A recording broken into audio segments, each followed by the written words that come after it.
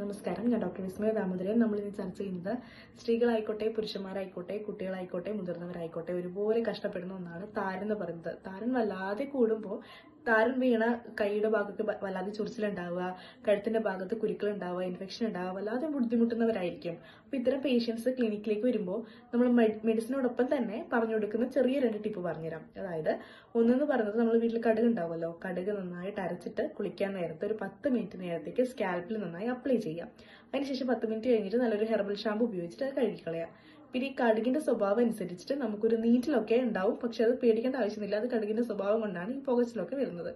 രണ്ടാമത്തെ കാര്യം എന്ന് പറയുന്നത്, ഉലുവ തലേനാൾ കുതിർത്ത് വെച്ചിട്ട് പിറ്റേ ദിവസം അരച്ചിട്ട് ഇതുപോലെ സ്കാൽപ്പിൽ 10 മിനിറ്റ് അപ്ലൈ ചെയ്ത് വെക്കുക. അതിനുശേഷം ഹെർബൽ ഷാമ്പു ഉപയോഗിച്ച് കഴുകിക്കളയാം.